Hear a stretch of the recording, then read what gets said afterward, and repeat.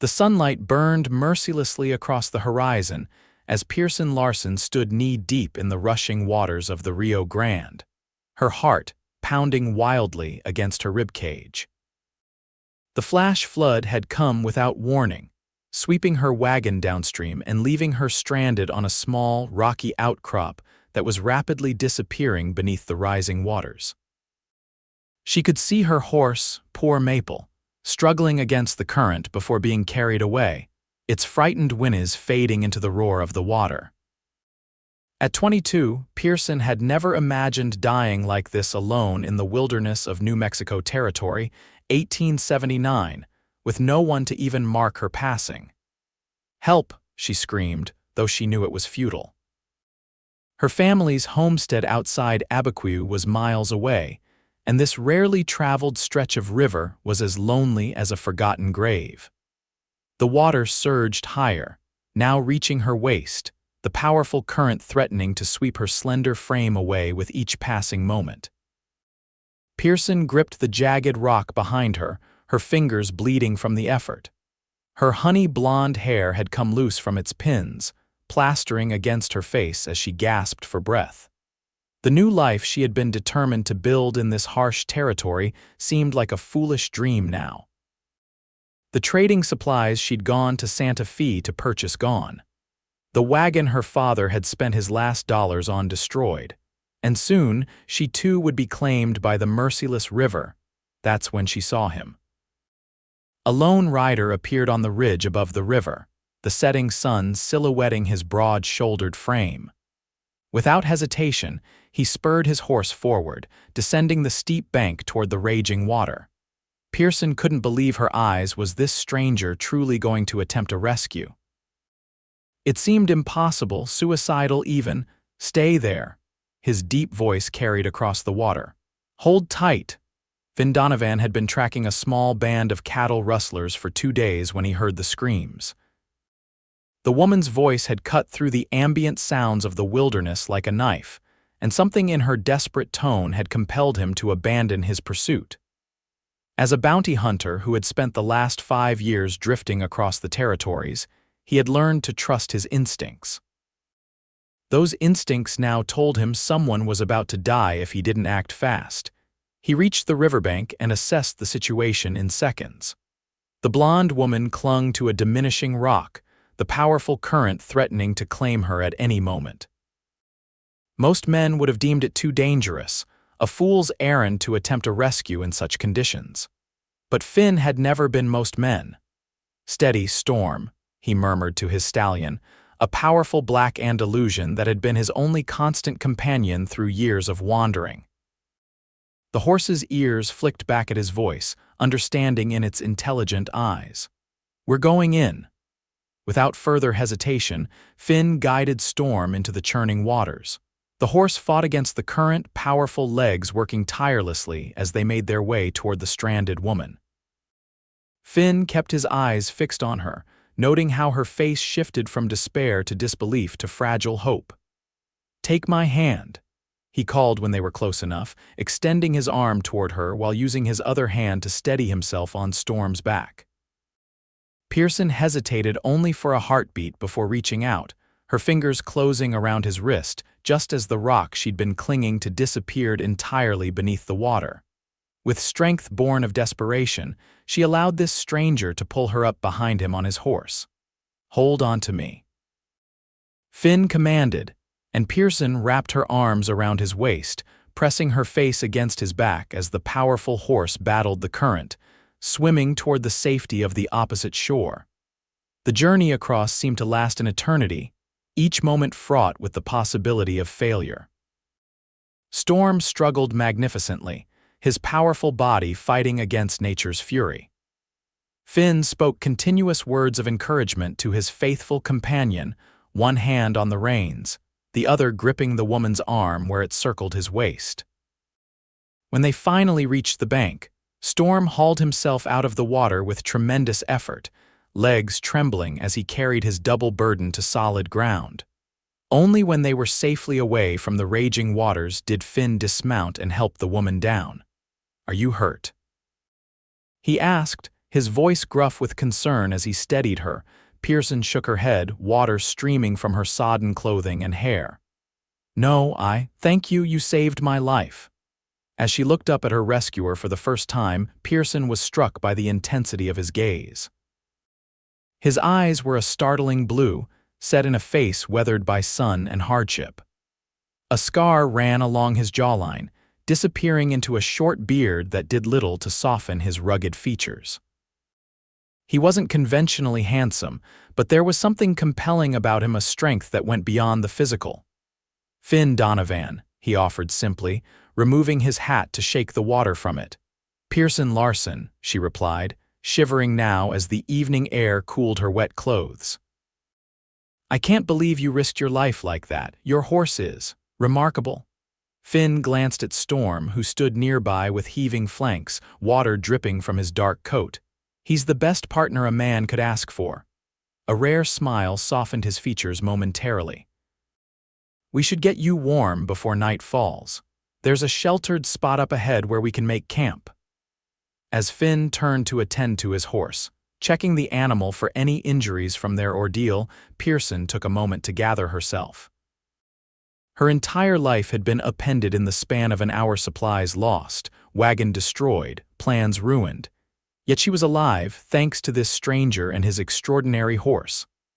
"I'm sorry," she said suddenly. "My wagon, all my trading goods, they're gone. I have nothing to offer you for your help." Finn looked back at her, his expression unreadable. "I didn't do it expecting payment, Miss Larson. Please call me Pearson." She wrapped her arms around herself, trying to control her shivering. "I need to get back to Abiquiu. My family's homestead is there." "It's about 15 miles northeast of here," Finn nodded, leading Storm toward her. "We'll head there tomorrow. Tonight we need shelter and fire." He helped her mount, then swung up behind her. The closeness was intimate in a way that would have been scandalous in town. But out here, with darkness falling and danger all around, social niceties seemed trivial concerns. They rode in silence for nearly half an hour, Pearson acutely aware of the solid warmth of the man behind her, his arms on either side as he held the reins. Finally, they came to a small clearing sheltered by a rock overhang, a natural alcove that would provide protection from the elements. Finn dismounted first, then helped Pearson down. "Rest here. I'll take care of Storm and get a fire started." Too exhausted to argue, Pearson sank down onto a flat rock and watched as Finn efficiently set up their makeshift camp. He unsaddled Storm, rubbing the horse down with a spare blanket from his saddlebags before securing him where he could graze on the sparse vegetation. Then he collected firewood, soon coaxing a small blaze to life. "You should get out of those wet clothes," Finn said matter-of-factly, rummaging through his saddlebags. He pulled out a spare shirt and pair of trousers, both much too large for her slight frame. "These will have to do until yours dry." Pearson hesitated, clutching the offered clothing. "Where should I?" Understanding her modesty, Finn nodded toward a cluster of boulders. "I'll tend the fire. Take your time." Behind the privacy of the rocks, Pearson peeled off her sodden dress and petticoats with trembling fingers. She wrung out her undergarments as best she could before pulling on Finn's shirt, which hung nearly to her knees. The fabric smelled of leather, horses, and something uniquely masculine that she found oddly comforting. The trousers were hopeless, far too large, so she simply draped them over the rocks to use as a blanket later. When she emerged from her makeshift changing area, Finn had the fire blazing and was brewing coffee in a small tin pot. He'd removed his wet coat and vest but otherwise remained fully clothed, his own discomfort seemingly irrelevant to him. "Feeling better?" he asked, not looking up from the fire. "Yes, thank you." Pearson spread her dress and petticoats on nearby branches to dry, then sat on a rock near the fire, extending her hands toward its warmth. "I still can't believe you rode into that river. Most men would have ridden on by, assuming it was too dangerous." Finn handed her a tin cup of steaming coffee. "I'm not most men, clearly." Pearson accepted the cup gratefully, wrapping her cold fingers around its warmth. You're a bounty hunter, aren't you? At his surprised look, she explained, the wanted posters in your saddlebag, I noticed them when you were getting the clothes. A shadow crossed his face. Yes, for the past 5 years, and before that, does it matter? His tone made it clear the subject was closed. Pearson sipped her coffee, studying him over the rim of her cup. I suppose not. Though I can't help but wonder what kind of man risks his life for a stranger, then refuses even a thank you. I haven't refused your thanks, Finn replied, his voice softer than before. Just don't make more of it than it is. Anyone decent would have done the same. We both know that's not true. Pearson set down her cup. What were you doing out here anyway? Tracking someone? Finn nodded, poking at the fire with a stick. Cattle rustlers. Small operation, but they've been causing trouble for ranchers around Santa Fe. The trail led me here. And you gave up the chase to save me. It wasn't a question, but Finn answered anyway. Tracks will still be there tomorrow. You wouldn't have been. The simple truth of his statement hung in the air between them. Pearson looked away, suddenly overwhelmed by the reality of how close she'd come to death. I've never been so scared, she admitted quietly. Watching my wagon break apart, seeing Maple, my horse, get swept away, I thought I was going to die out there. But you didn't, Finn said firmly. You held on. That takes courage. Pearson gave a short, humorless laugh. Or stupidity. I should never have tried to ford the river alone. My father warned me the spring melt makes the Rio Grande unpredictable, but I was determined to handle the trading run myself this year. She sighed, pushing back a strand of damp hair. Now I've lost everything. The supplies, the wagon. Even my horse. Why was it so important to make the trip yourself? Finn asked, curiosity evident in his voice. Pearson was silent for a moment, considering whether to share her story with this stranger. Something about his steady presence made her want to confide in him. My father died last winter, she finally said. Pneumonia. He left me and my younger brother the homestead, but it's been struggling. We needed those supplies to get through until harvest and to have goods to trade. I wanted to prove I could handle it, that I could keep his dream alive. She stared into the fire, her expression a mixture of determination and defeat. Now I'm not sure what we'll do. Finn studied her thoughtfully. Your brother runs the homestead while you're gone. Thomas is only 16, but yes, he's good with the land, better than I am, honestly. I'm better with numbers and trading. We make a good team. She smiled faintly. Or we did until I lost everything today. You didn't lose everything, Finn corrected. You're alive.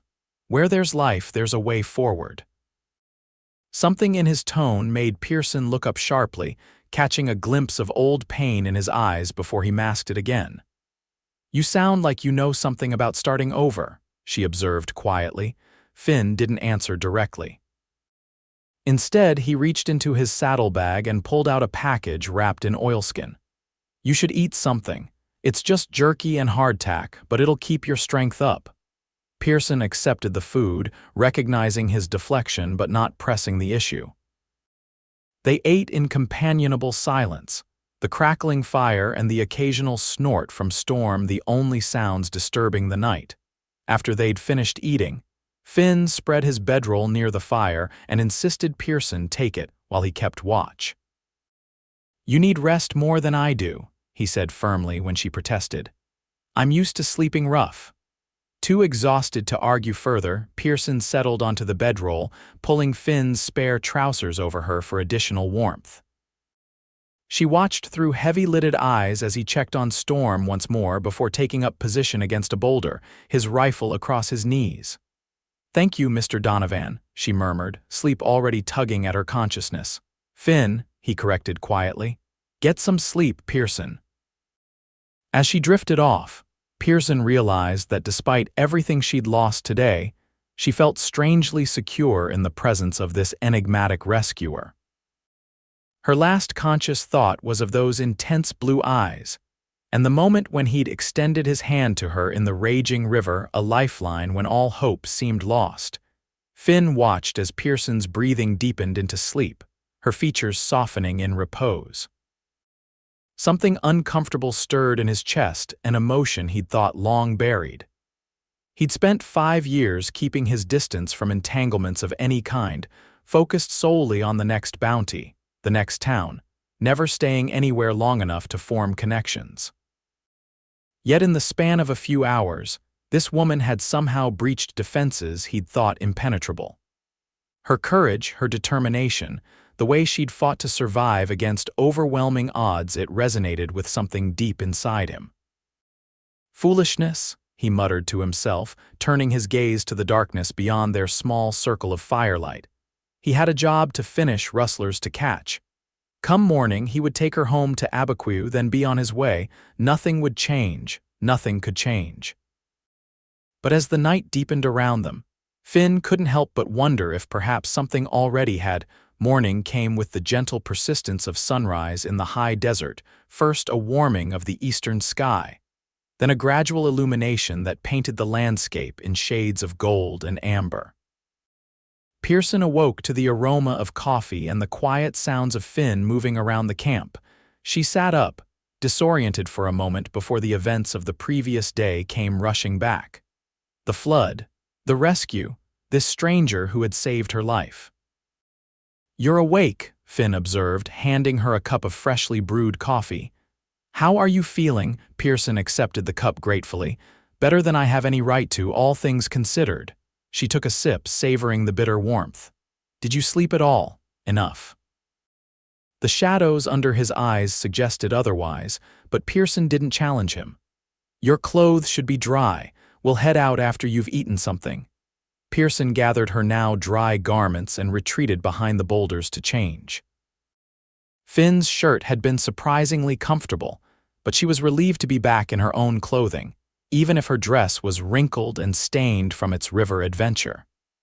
She emerged feeling more herself, her hair braided and pinned up as neatly as she could manage without a mirror. Finn had already packed up the camp and saddled Storm, who looked remarkably recovered from his ordeal in the river. The horse regarded her with intelligent eyes as she approached. "He's magnificent," Pearson said, reaching out to stroke the stallion's glossy neck. "I've never seen a horse like him." "Andalusian," Finn explained, a note of pride in his voice. "Bred for endurance and courage, he was a gift a long time ago." Before Pearson could inquire further, Finn handed her a piece of jerky and some dried fruit. "Eat, we have a long ride ahead." They ate quickly, then mounted Storm, Pearson in front with Finn behind her. As they set out toward Abiquiu, the vast New Mexico landscape spread before them, mesas and canyons carved by wind and water, stretches of sagebrush and juniper punctuating the arid terrain. Despite her troubles, Pearson couldn't help but be moved by the wild beauty of it all. "How long have you lived in the territory?" Finn asked after they'd been riding for some time. 4 years now," Pearson replied.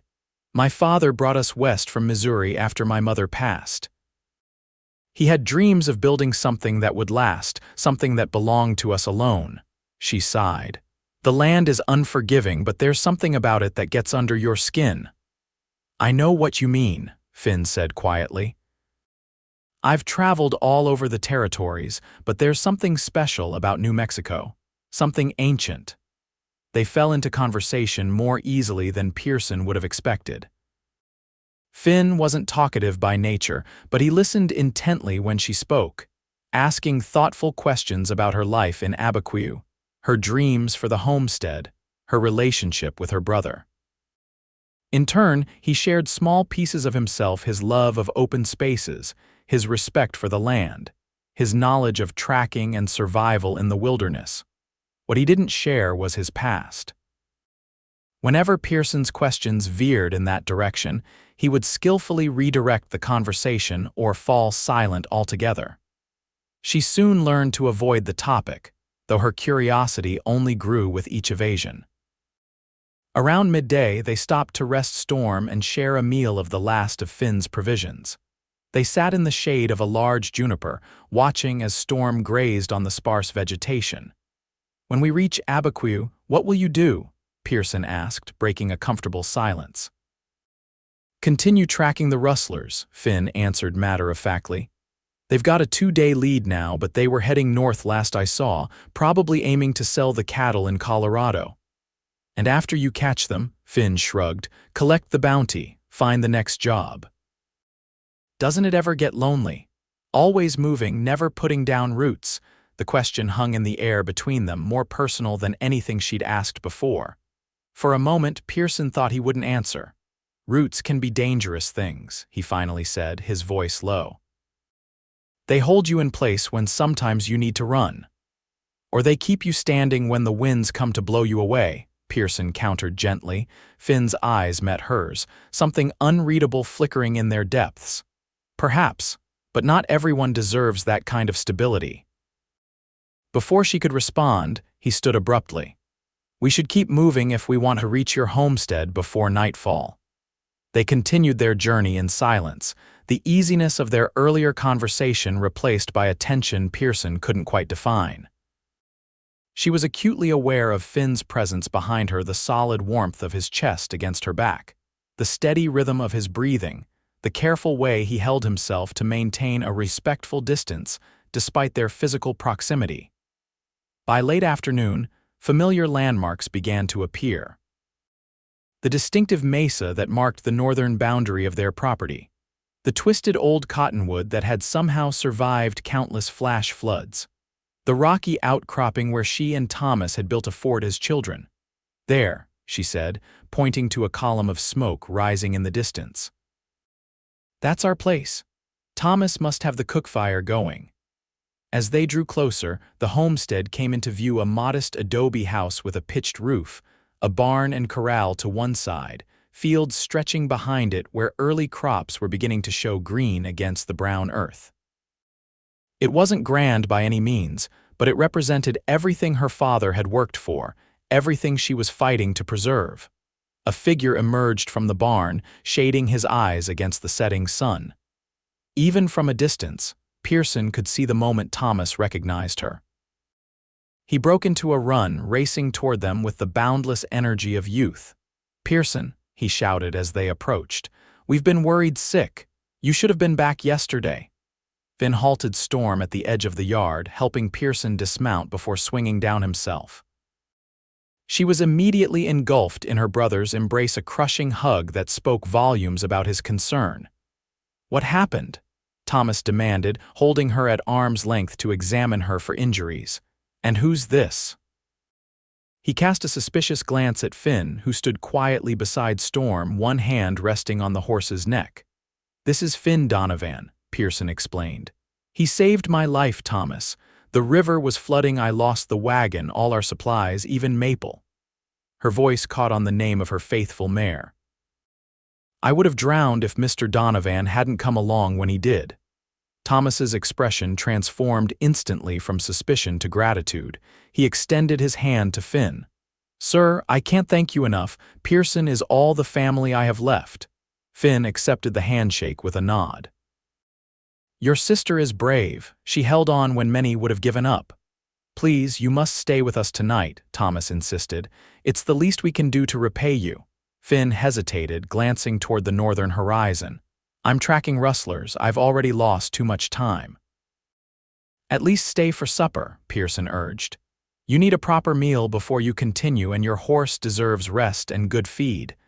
At the mention of Storm, Finn's resolve visibly weakened. "All right, for the night, but I'll leave at first light."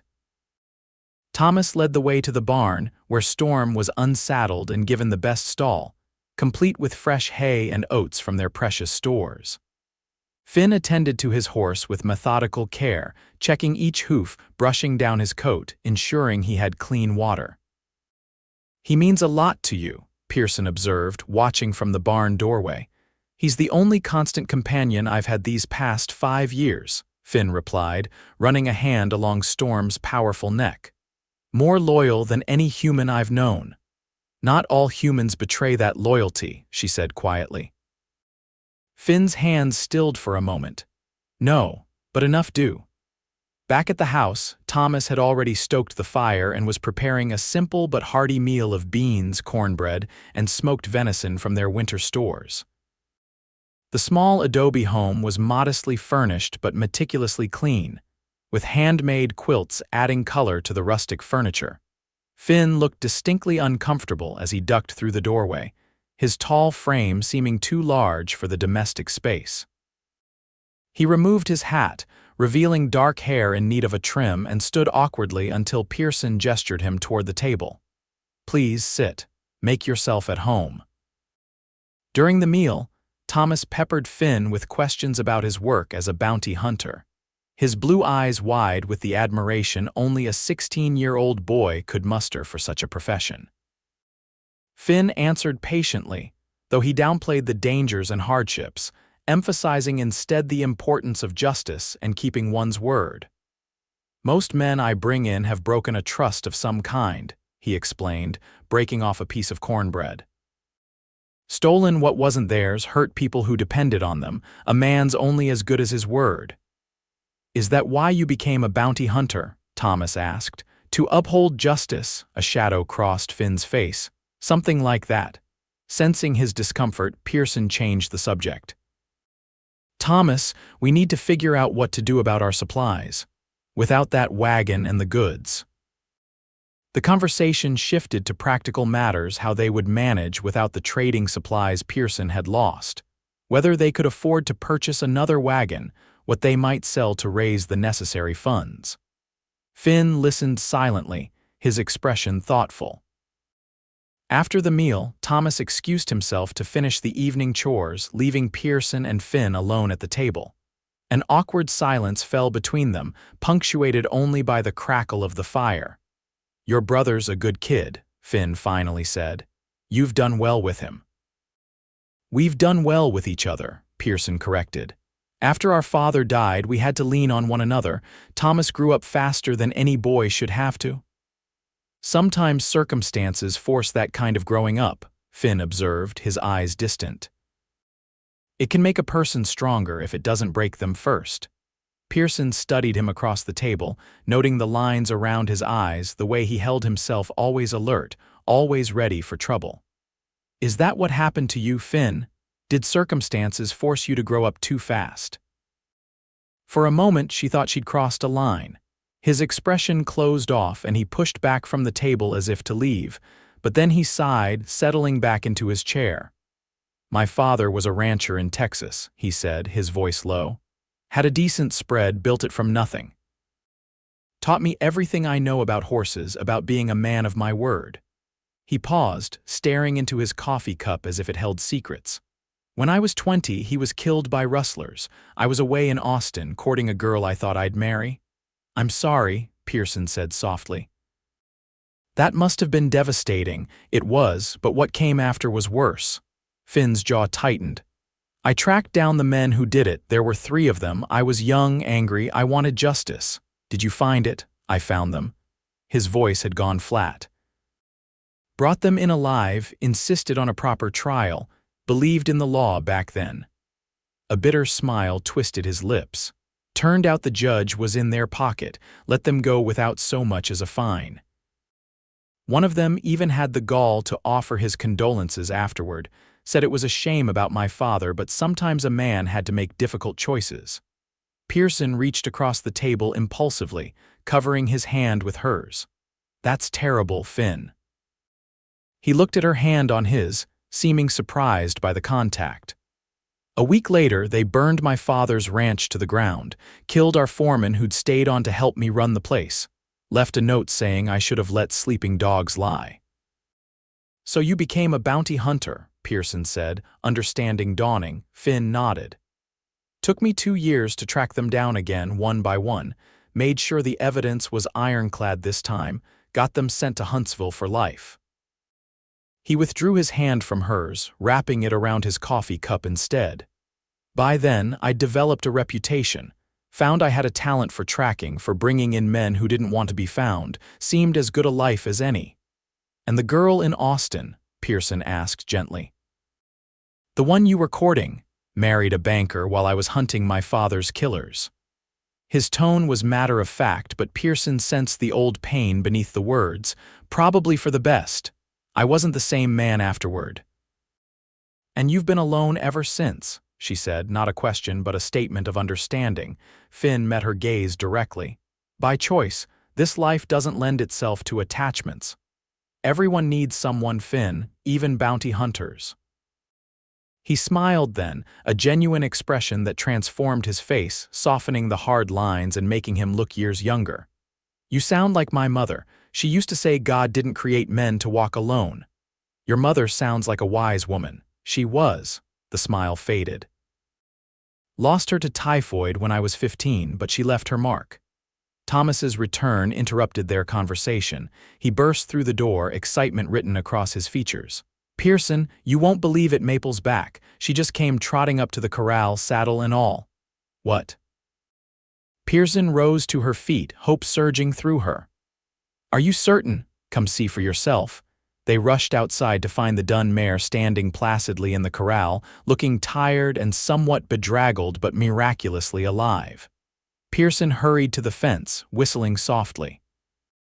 The horse's ears perked up and she trotted over, nudging Pearson's outstretched hand with obvious recognition.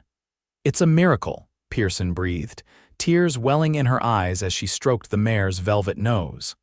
I was sure she'd drowned. Horses are strong swimmers, Finn said, coming to stand beside her. Better than people, usually. She must have fought her way to shore downstream and then found her way home.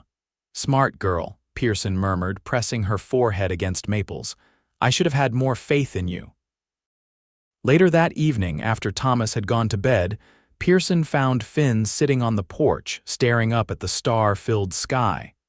She settled beside him on the simple wooden bench, drawing her shawl tighter against the night's chill. Thank you for sharing your story with me, she said softly. I understand now why you keep to yourself. Finn didn't look at her, his gaze remaining fixed on the stars. I haven't told anyone that story in years, not sure why I told you. Sometimes it's easier to confide in a stranger, Pearson suggested. Someone who doesn't have expectations of who you should be. Maybe, he turned to her then, his expression thoughtful, or maybe you're just easy to talk to. A comfortable silence fell between them, the vast dome of stars overhead seeming to draw closer in the clear desert air. Pearson found herself acutely aware of his presence beside her, the subtle scent of leather and horses that clung to him, the rise and fall of his breathing, the way his hand rested on the bench between them, close enough to touch if she dared. I've been thinking about your situation, Finn said eventually, breaking the silence. The supplies you lost, what exactly were they? Pearson sighed. Everything we needed for the next 6 months. Seed for the fields were expanding, tools, flour, sugar, coffee, fabric for clothes, ammunition for hunting, medicine, and goods to trade with the local Tua people for meat and hides. She shook her head. It took every penny we had saved to purchase it all. I don't know how we'll manage now. Finn was quiet for a long moment, his expression unreadable in the moonlight. The rustlers I'm tracking, they've stolen about 30 head of cattle. The bounty on them is substantial. Good, Pearson said, unsure where he was going with this. You deserve fair payment for your work. What if? He hesitated, then seemed to come to a decision. What if I gave you part of the bounty, enough to replace what you lost? Pearson stared at him, stunned by the offer. Finn, no, I couldn't accept that. You earned that money through dangerous work. I rescued you because it was the right thing to do, he said firmly. I'm offering this for the same reason. You and your brother shouldn't lose everything because of bad luck. Why would you do this for people you barely know? Finn looked away, his profile strong against the night sky. Maybe I'm tired of only riding in to capture the villains. Maybe, just once, I'd like to be part of something good being built instead of just cleaning up after the bad. Pearson was deeply touched by his words, by the vulnerability they revealed. On impulse, she reached out and took his hand. Come with me tomorrow, she said. Help me explain to the merchants in town what happened. Perhaps they'll extend credit until we can get back on our feet. Finn looked down at their joined hands, then back at her face. Something shifted in his expression, a softening, a moment of possibility. All right, he agreed quietly.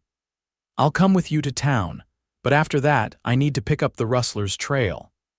As they sat together under the star-filled sky, hands still linked, Pearson felt a curious sensation in her chest, like a door opening to possibilities she hadn't considered before. This man who had saved her life was quickly becoming something more than a rescuer, more than a passing stranger. What that something might be, she wasn't yet ready to name. Morning brought clear skies and a sense of renewed purpose. Pearson woke early to prepare a hearty breakfast, determined to show Finn her gratitude before they rode to town. She was surprised to find him already up, helping Thomas with the morning chores as if he'd been doing them for years. "He knows everything about horses," Thomas enthused as they sat down to eat. "Showed me how to check for stone bruises in a way that won't make them skittish." Finn looked almost embarrassed by the praise. "Just old tricks my father taught me." After breakfast, Pearson and Finn prepared to ride to Abiquiu. Thomas would stay behind to tend the fields and livestock, though he made Finn promise to tell him all about the rustlers when they returned. "Your brother has a romantic view of my profession," Finn observed as they rode side by side, Pearson on Maple and Finn on Storm. "He's 16, Pearson replied with a smile. "Everything dangerous seems exciting at that age. It loses its shine quickly enough." Finn's tone was dry. "Most of my work involves sleeping on hard ground, eating bad food, and dealing with men at their worst." "Yet you continue." "It's what I know," he shrugged. "And there's satisfaction in bringing criminals to justice even if the system isn't perfect." They reached Abiquiu by mid-morning. The small settlement was bustling with activity, wagons coming and going, townspeople conducting their daily business, the occasional group of Tua from nearby pueblos trading their crafts and produce. The adobe buildings glowed warmly in the sunlight, their earth tones blending harmoniously with the landscape. Pearson led the way to Whitman's General Store, the largest establishment in town and the place where she had arranged to purchase most of her supplies. The proprietor, Harold Whitman, was a fair man who had done business with her father for years. The bell above the door jingled as they entered. Harold looked up from where he was stocking shelves, his bushy eyebrows rising in recognition. "Miss Larson, we were beginning to worry. You were expected back 2 days ago with your purchases." "That's why I'm here, Mr. Whitman," Pearson said, stepping forward with Finn close behind. "There's been a terrible accident." She explained about the flash flood, the loss of the wagon and supplies, her near drowning and Finn's heroic rescue. As she spoke, Harold's expression grew increasingly concerned. "My dear girl, how fortunate you survived, but the supplies all paid for in advance." He shook his head regretfully. "I'm afraid I've already ordered replacements for my inventory. I can't simply provide another wagon's worth of goods." "I understand that," Pearson said quickly. "I'm not asking for charity, but perhaps you could extend credit until harvest time. We've never failed to pay our debts." Harold fidgeted uncomfortably. "Times are tight, Miss Larson, with your father gone." "Well, many homesteads fail without a man's guidance. I'd be taking quite a risk." Finn, who had been silent until now, stepped forward. His presence seemed to fill the small store. "Mr. Whitman, I understand business concerns, but the Larson homestead is well managed and productive. I've seen it myself." Harold eyed him suspiciously. "And you are Finn Donovan." Recognition flickered across Harold's face. "The bounty hunter, I've heard of you." "Brought in the Tesler gang last year." Finn nodded. "I did. And I'm currently tracking the rustlers who have been hitting ranches north of Santa Fe. That bounty will be substantial." He glanced at Pearson. "I'm willing to stand as guarantor for Miss Larson's credit. If the harvest doesn't cover it, I'll pay the difference myself." Pearson stared at him in astonishment. This went far beyond his already generous offer to share the bounty. He was now putting his reputation and finances on the line for her. Harold stroked his chin thoughtfully. "Well now, that puts a different complexion on things. If you're willing to back her credit, Mr. Donovan." He turned to Pearson. "I can provide most of what you need, Miss Larson, not all at once, mind you, but in stages as my inventory allows." "Thank you, Mr. Whitman," Pearson said, relief washing over her. "That would be more than fair." "As for a wagon," Harold continued, "old Gus Weber over at the livery has one he might sell reasonably. It's second-hand but solid." By early afternoon, arrangements had been made with remarkable efficiency. With Finn's guarantee backing her, Pearson secured credit not only at Whitman's store but at the other establishments where she needed supplies. Gus Weber agreed to sell her his spare wagon for a fair price, payable after harvest, and even threw in a set of harnesses on account of your troubles, miss. Throughout these negotiations, Finn remained a steady, supportive presence. He spoke little, but when he did, his words carried weight. The respect with which the townspeople treated him was evident, though Pearson also noticed the wariness in some of their gazes. Clearly, Finn Donovan's reputation preceded him. As they prepared to leave town with the wagon and a modest first installment of supplies, Pearson turned to Finn. "I don't know how to thank you for what you've done today," she said earnestly. "You've saved more than my life now, you've saved our future." Finn looked uncomfortable with her gratitude. "I just spoke the truth. Your homestead is well run and deserves the chance to succeed." They were interrupted by a man hurrying toward them, his expression urgent. Pearson recognized him as Sheriff Mills, Abiquiu's long-serving lawman. "Donovan," he called. "Thought that was you. Got word those rustlers you're after hit another ranch last night up near Chama. Stole another 20 head and shot a ranch hand who tried to stop them." Finn's expression hardened. "Is the ranch hand alive?" "Barely. Doc's not sure he'll make it." The sheriff shook his head grimly. "These aren't your ordinary cattle thieves, they're getting more violent." "I need to get back on their trail," Finn said, his voice tight with resolve. He turned to Pearson. "I'm sorry, I have to go." Though she had known this moment would come, Pearson felt a surprising wave of disappointment. Of course, people's lives are at stake. "I'll still honor my guarantee," Finn assured her. "And once I bring in these rustlers, I'll make sure you get what you need to keep the homestead going."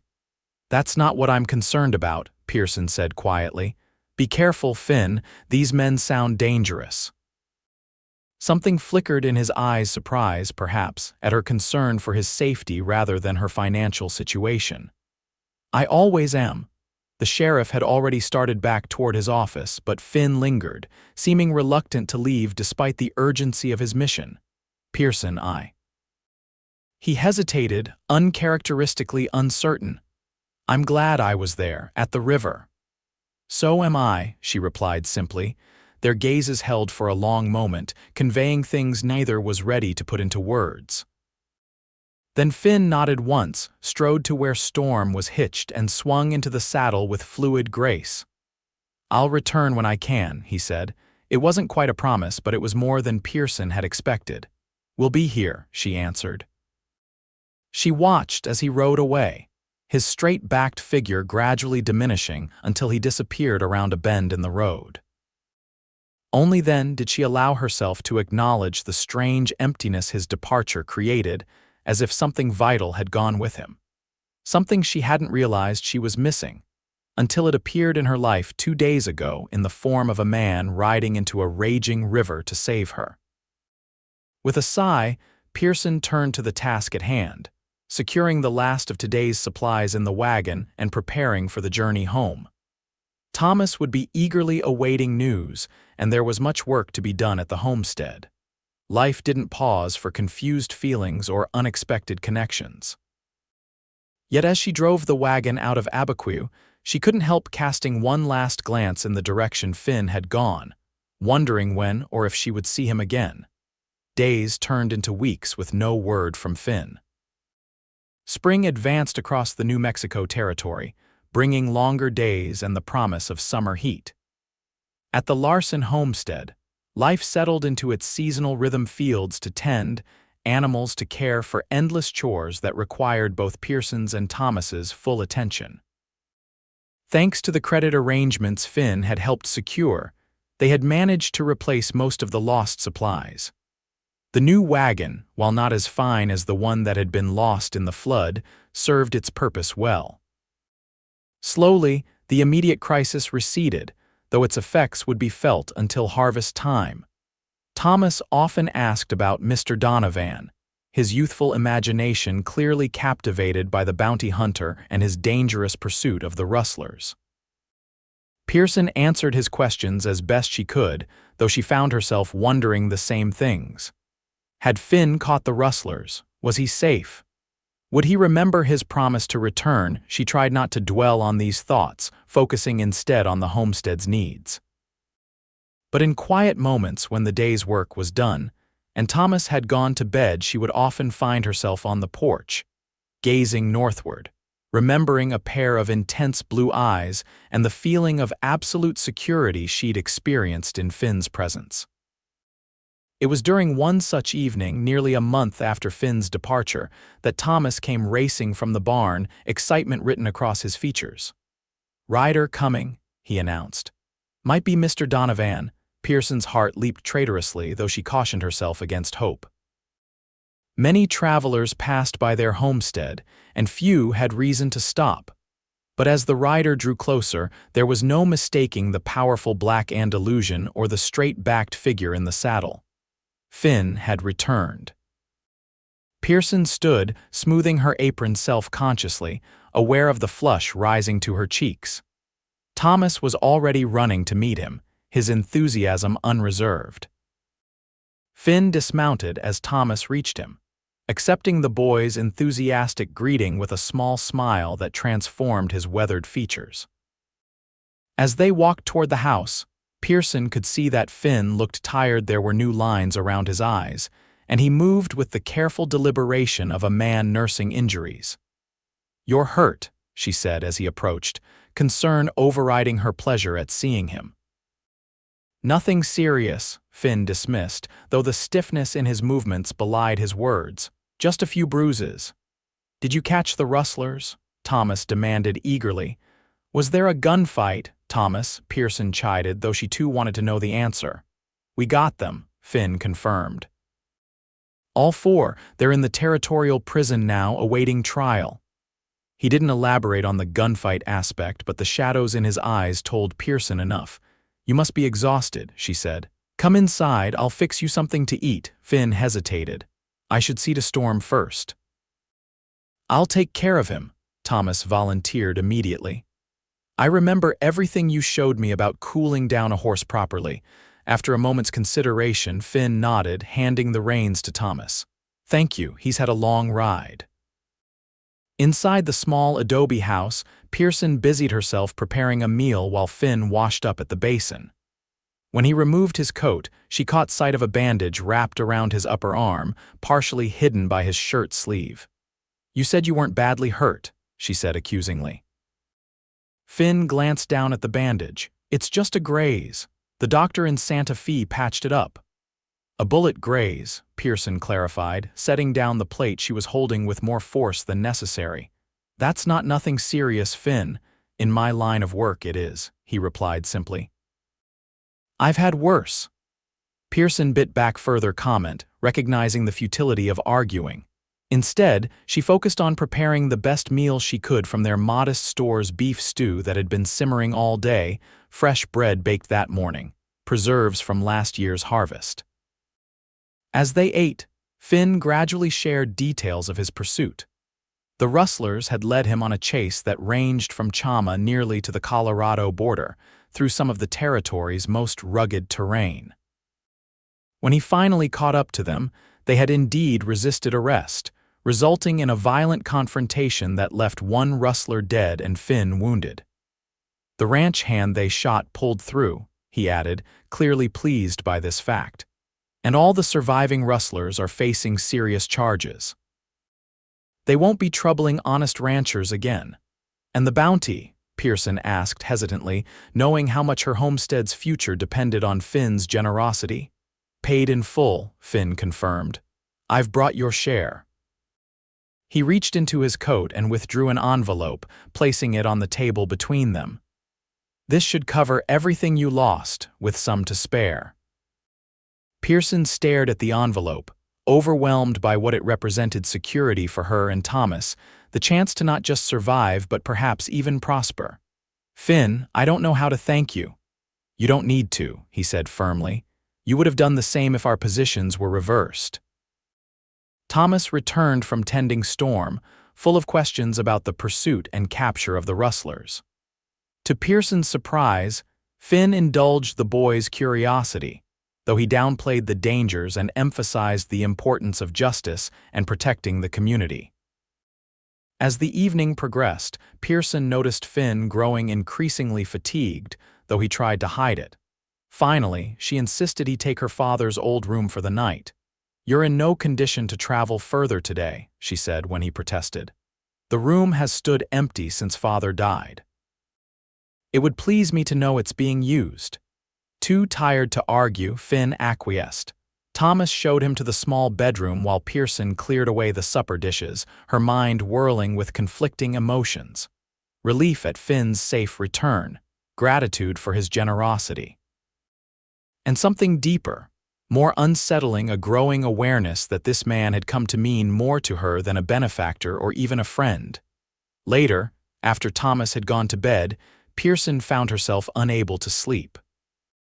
She slipped outside to the porch, breathing in the cool night air, trying to calm her thoughts.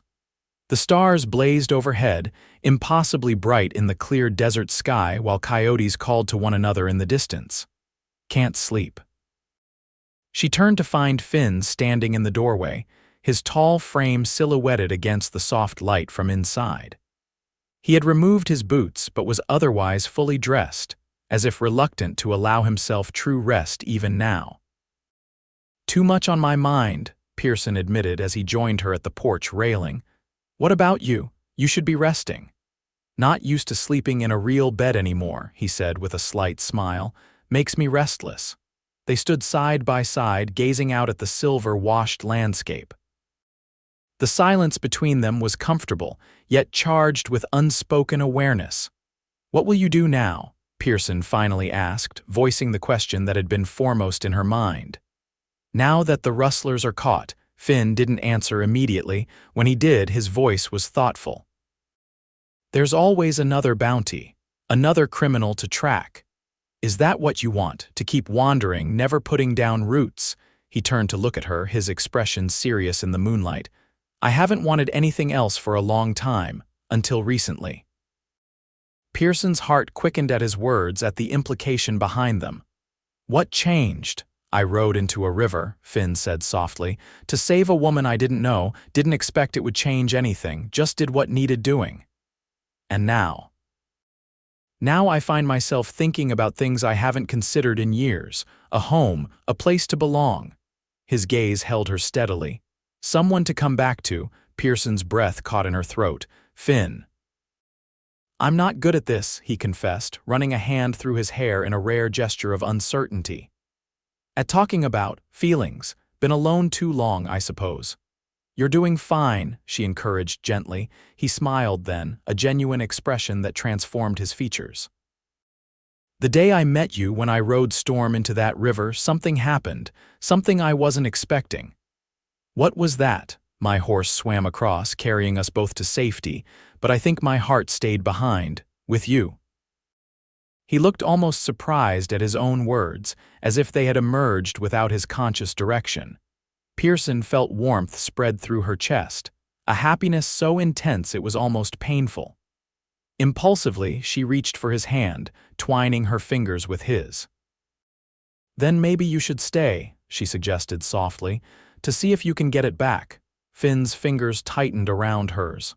"I'm not sure I want it back." They stood together in the moonlight, the vast New Mexico sky arching above them, the connection between them growing stronger with each passing moment. When Finn finally leaned down to kiss her, it seemed the most natural thing in the world, as inevitable as the river finding its way to the sea. His lips were gentle against hers, the kiss tentative at first, then deepening as she responded. Pearson felt as though something long dormant within her had suddenly awakened, blooming with unexpected vitality. When they finally drew apart, both were breathing unevenly. "I should go," Finn said reluctantly, though he made no move to release her hand.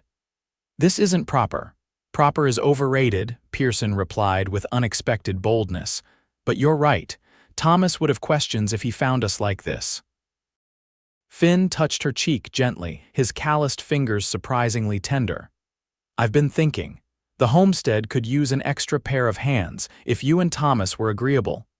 Are you offering to stay and work for us? Pearson asked, both amused and touched by his roundabout proposal. With you, he corrected, not for you as a partner if that's something you might want. I think that's something I might want very much, Pearson answered truthfully. But what about bounty hunting? Would you give it up entirely? Finn considered this. Maybe not entirely at first. There are times when the territorial marshal needs help tracking particularly dangerous criminals, but I'd be based here, coming home after each job. His eyes searched hers. If you'll have me. Thomas will be thrilled, Pearson said, smiling through the tears that had inexplicably gathered in her eyes. He already thinks you hang the moon. And what about his sister? Finn asked, his voice dropping to a deeper register. What does she think? Pearson reached up to touch his face, tracing the scar along his jawline with gentle fingers. She thinks that sometimes the most unexpected currents bring us exactly where we need to be. Finn's smile was slow and warm. Wise woman. As they stood together beneath the star-strewn sky, Pearson marveled at the strange turns life could take. A month ago, she had been fighting for her life in a raging river, certain all was lost. Now she stood on the threshold of a future brighter than any she had dared imagine, with a man whose courage and honor had captured her heart as surely as he had once captured outlaws. The river that had nearly claimed her life had instead delivered her greatest blessing, proof that even in the vast, untamed wilderness of the New Mexico Territory, love could take root and flourish against all odds. The following days took on a dreamlike quality for Pearson. Having Finn at the homestead changed everything, the rhythm of their days, the atmosphere of their meals, even the way she viewed the future. He fit into their lives with surprising ease, his quiet competence and willingness to tackle any task making him an invaluable addition to the homestead. Thomas was ecstatic about the arrangement, following Finn around like an eager shadow, absorbing every bit of knowledge the older man shared. For his part, Finn showed remarkable patience with the boy's endless questions and occasional missteps, teaching him skills that went beyond mere ranching tracking, self-defense, how to read the land and weather. You're good with him, Pearson observed one evening as they sat on the porch, watching Thomas practice the knife-throwing techniques Finn had demonstrated earlier. He reminds me of myself at that age, Finn replied. Eager to prove himself to become a man, he's got a good heart. He never had much male guidance after father died. I did my best, but, she shrugged. Some things a boy needs to learn from a man. Finn's hand found hers in the gathering dusk. You've done an extraordinary job, Pearson. He's a fine young man. That's your doing, not mine. Their relationship developed with a measured pace that suited them both. Finn was not a demonstrative man by nature, but Pearson came to treasure the small ways he showed his growing feelings the coffee prepared, just as she liked it when she woke each morning, the wildflowers appearing occasionally on the kitchen table, the way his eyes sought hers across a room. In the evenings, after Thomas had gone to bed, they would often sit together on the porch, talking long into the night. Finn gradually shared more of his past, the good memories of his parents, his childhood in Texas, the dreams he had abandoned after his father's murder. Pearson told him of her own hopes and fears, the struggles since her father's death, her determination to make the homestead thrive against the odds. As spring gave way to early summer, the homestead flourished under their combined efforts. Finn's knowledge of ranching proved invaluable, allowing them to expand their livestock beyond the few milk cows and chickens they had maintained. With the money from the bounty, they purchased a small herd of cattle and additional acreage for grazing investments that promised greater security for the future. Word spread quickly through the small community that Finn Donovan, the renowned bounty hunter, had taken up residence at the Larson homestead. The reactions were mixed. Some neighbors welcomed the added security his presence provided, while others viewed him with suspicion, uncomfortable with his violent reputation. Pearson found herself defending him more than once at church or in town, bristling at whispered insinuations about his character or intentions. "It doesn't bother you?" she asked Finn after one particularly unpleasant encounter with gossiping townswomen at Whitman's store. "What they say." Finn shrugged, adjusting Storm's saddle as they prepared to ride home. "People will always talk. Words don't hurt me." "They hurt me when they're directed at someone I care about," Pearson said fiercely, his expression softened. "Then I'm fortunate to have such a staunch defender." He helped her mount Maple, his hands lingering at her waist a moment longer than necessary. "But truly, Pearson, I've lived with worse than gossip. What matters is what you and Thomas think of me. The rest is just noise." As they rode home side by side, Pearson reflected on how thoroughly Finn had integrated himself into their lives in such a short time. The homestead, which had seemed so empty after her father's death, now felt full again, not just occupied, but alive with possibility. June brought the first territorial marshal's request for Finn's tracking skills. A dangerous escaped prisoner had been spotted near Las Vegas, New Mexico, and the local lawmen were struggling to recapture him. "It should only be a week, perhaps less," Finn explained as he packed his saddlebags. "The trail is fresh and I know that country well." Pearson nodded, trying to hide her concern. "Of course, you should go." Finn paused in his preparations, studying her face. "I don't have to, I can refuse." "No," she shook her head firmly. "This is part of who you are." "I wouldn't ask you to give it up entirely." He crossed to where she stood, taking her hands in his. "I will always come back," he promised quietly. "No matter how far I go or what I'm chasing, remember that." "I know," Pearson said, meaning it. In the months she had known him, Finn had proven himself a man of his word in every way. If he promised to return, he would move heaven and earth to do so. Before he left, Finn took Thomas aside for a serious conversation. Pearson couldn't hear their words, but the way her brother straightened his shoulders and nodded solemnly told her enough. Finn was entrusting him with responsibility in his absence, the protection of the homestead, and more importantly, of Pearson herself. The days without Finn stretched longer than expected. 1 week became 2, with only a brief telegram from Las Vegas assuring them he was alive and still on the fugitive's trail. Pearson tried to focus on the homestead's daily needs, but worry was a constant companion, sharpening with each passing day. "He'll be fine," Thomas assured her repeatedly, with a confidence that belied his 16 years. "Mr. Donovan knows what he's doing." "I know he does," Pearson would reply, forcing a smile. "I just miss him." It was a simple truth, one that surprised her with its intensity. In just a few months, Finn had become essential to her happiness in a way she hadn't anticipated. The homestead functioned perfectly well without him. She and Thomas had managed alone before. After all, but it felt incomplete, as if a vital piece had been temporarily removed.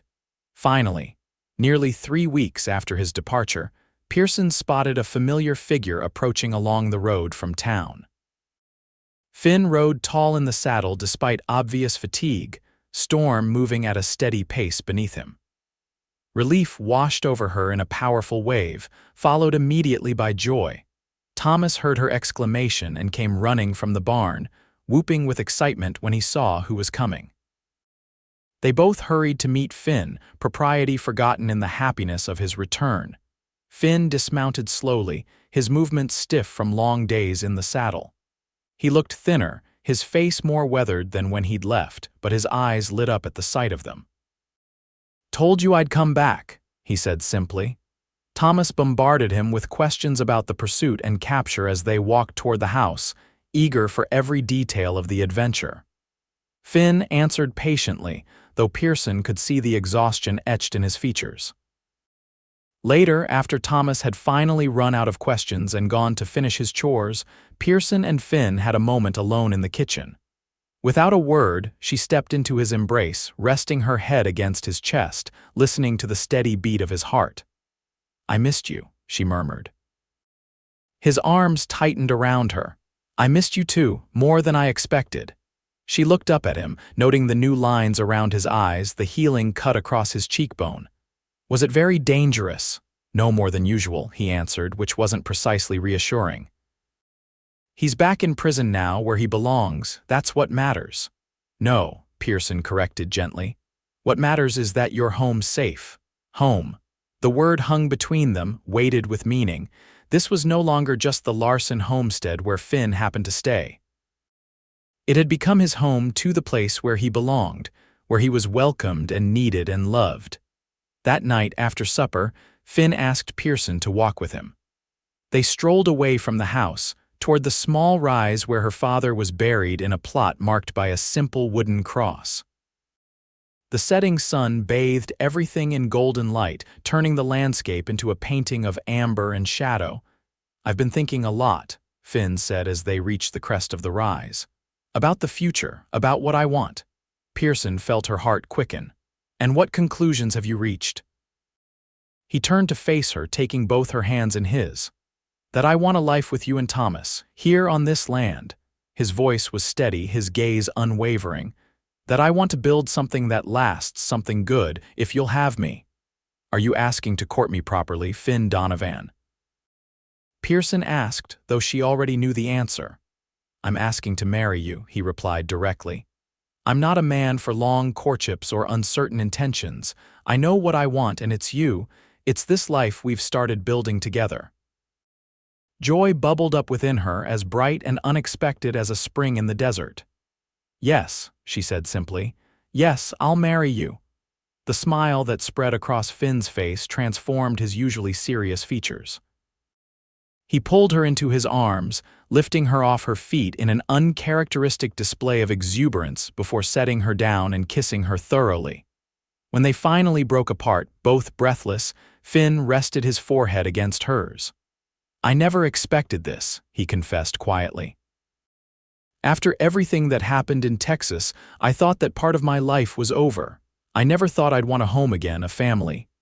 And now I can't imagine wanting anything else."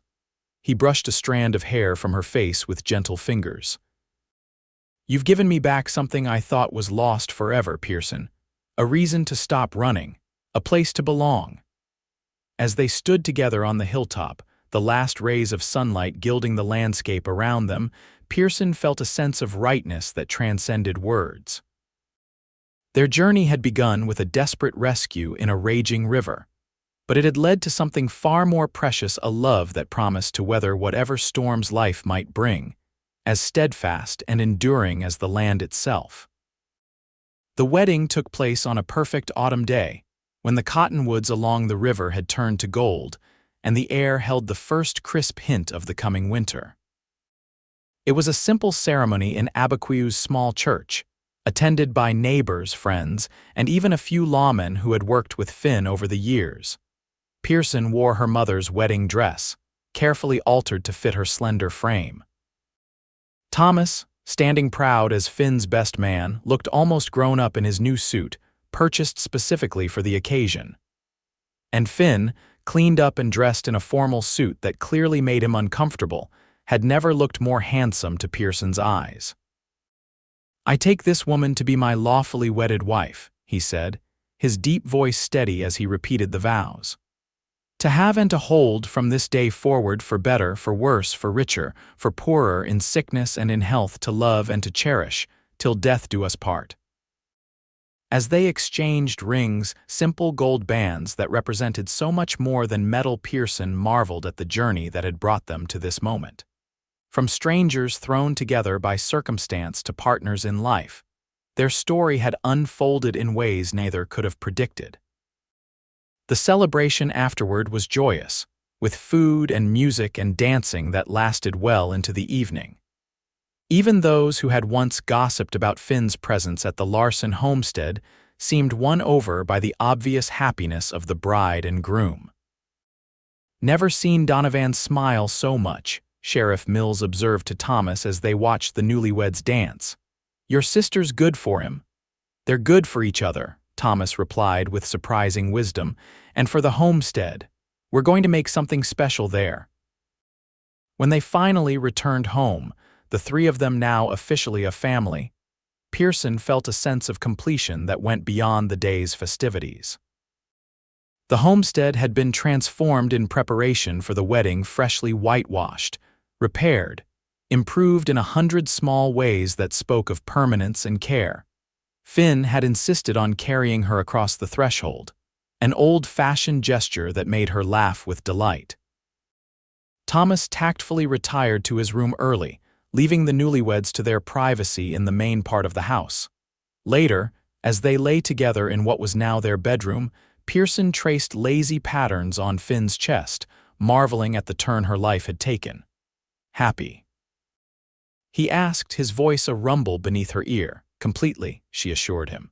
"Are you no regrets about giving up the wandering life?" Finn's arms tightened around her. "None. I found something better than freedom on the trail. I found where I belong." Over the following months, their life together settled into a rhythm that suited them all. The homestead flourished under their combined efforts: Finn's knowledge of ranching, Pearson's head for business, Thomas's growing skills and enthusiasm. They expanded the cattle herd, improved the irrigation systems for the fields, and even added a second story to the adobe house to accommodate their growing family. For Finn did still occasionally ride out on bounty hunts or to assist the territorial marshal, but these trips grew less frequent and shorter in duration. He found greater satisfaction in building something lasting than in the temporary victories of bringing in criminals. And always, he returned home with the same certainty that had marked his character from the beginning: a man of his word in all things. The following spring brought their first child, a son they named James after Finn's father. The tough bounty hunter who had faced down the most dangerous criminals without flinching became utterly helpless in the face of his infant son's needs, causing Pearson no end of amusement. "You faced down the Tesler gang without blinking, but you're afraid to change a diaper," she teased as Finn hovered nervously over the baby. "The Tesler gang didn't have such a powerful set of lungs," Finn retorted, though he gamely took his turn at midnight feedings and diaper changes, approaching fatherhood with the same dedication he brought to everything. Thomas, now 17, took his role as uncle very seriously, already teaching the baby about horses and cattle as if the infant could understand every word. His plans to attend the territorial college in a year's time were solidifying, his interests turning toward modern agricultural techniques that could improve their operation. "The homestead will always be here for you," Pearson assured him when he expressed concern about leaving. "Education is what Father would have wanted for you." Life was not without its challenges. A particularly harsh winter threatened their cattle herd. A dispute over water rights with a neighboring ranch required careful negotiation. And occasionally, echoes of Finn's past resurfaced: former criminals seeking revenge, old accusations that needed addressing. But through it all, the foundation they had built remained solid. The love that had begun so unexpectedly beside a raging river deepened with each passing season, weathering difficulties and celebrating joys with equal resilience. On the anniversary of their meeting, Finn took Pearson riding to the spot on the Rio Grande where he had rescued her. The river was calm now, its spring flooding long past, the water flowing peacefully between its banks. "Hard to believe it's been 2 years, Pearson said, gazing at the water that had nearly claimed her life. "It looks so different now."